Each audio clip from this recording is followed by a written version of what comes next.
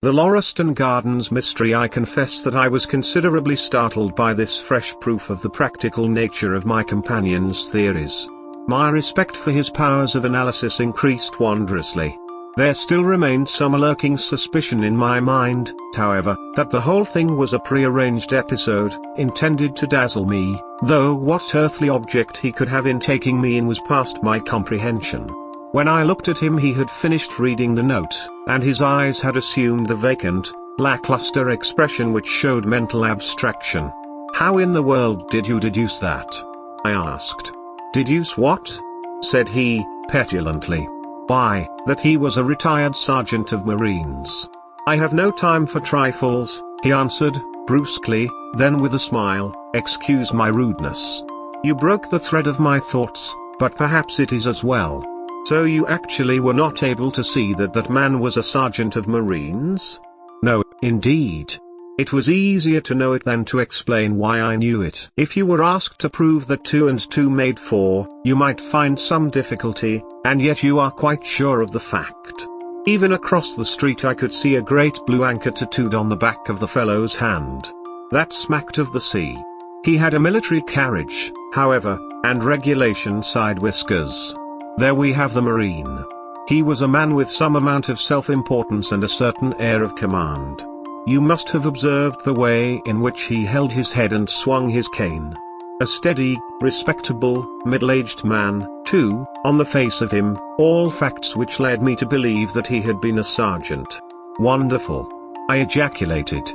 "Commonplace," said Holmes, though I thought from his expression that he was pleased at my evident surprise and admiration. "I said just now that there were no criminals. It appears that I am wrong. Look at this." He threw me over the note which the commissionaire had brought. "Why," I cried, as I cast my eye over it, "this is terrible."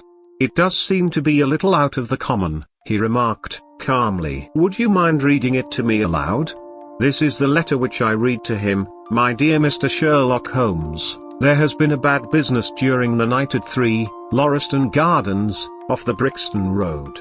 Our man on the beat saw a light there about 2 in the morning, and as the house was an empty one, suspected that something was amiss.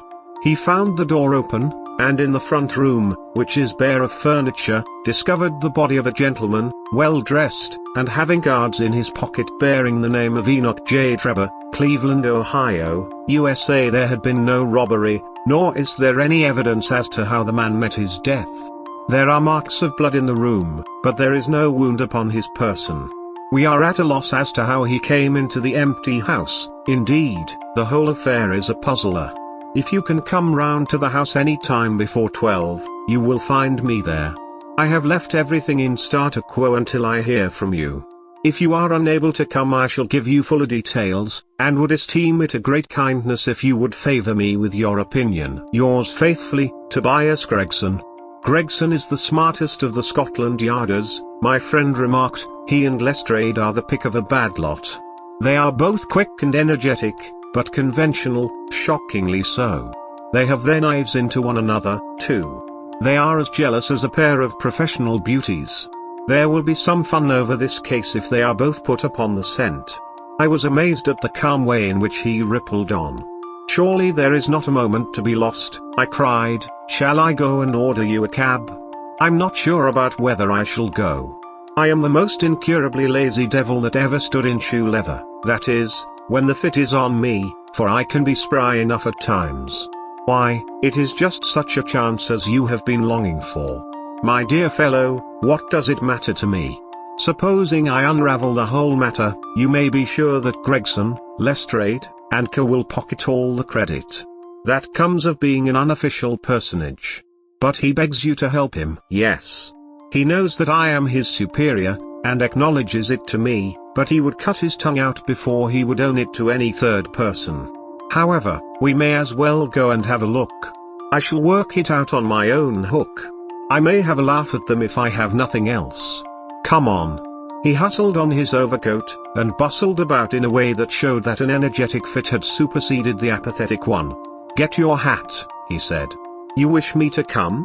Yes, if you have nothing better to do. A minute later we were both in a hansom, driving furiously for the Brixton Road. It was a foggy, cloudy morning, and a dun-colored veil hung over the house tops, looking like the reflection of the mud-colored streets beneath.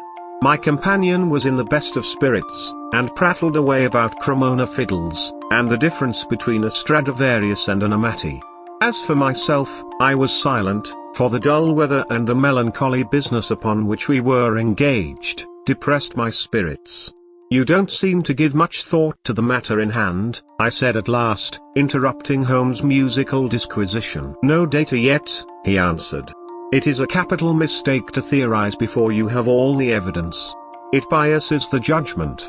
"You will have your data soon," I remarked, pointing with my finger. "This is the Brixton Road, and that is the house, if I am not very much mistaken." "So it is." "Stop, driver, stop." We were still 100 yards or so from it, but he insisted upon our alighting, and we finished our journey upon foot. Number 3, Lauriston Gardens wore an ill-omened and minatory look. It was one of 4 which stood back some little way from the street, 2 being occupied and 2 empty. The latter looked out with 3 tiers of vacant melancholy windows, which were blank and dreary, save that here and there a to-let card had developed like a cataract upon the bleared panes. As Holmes and Watson arrive at the ominous Lauriston Gardens, the mystery begins to unfold. What secrets lie within the empty house, and how will Sherlock Holmes use his remarkable powers of deduction to unravel the puzzle? Thank you for watching. If you enjoyed this journey through the mysteries of 221B Baker Street, don't forget to like, share, and subscribe to my channel. Stay tuned for more captivating stories, thrilling mysteries, and intriguing insights. Until next time, keep exploring, stay curious, and remember, every detail tells a story.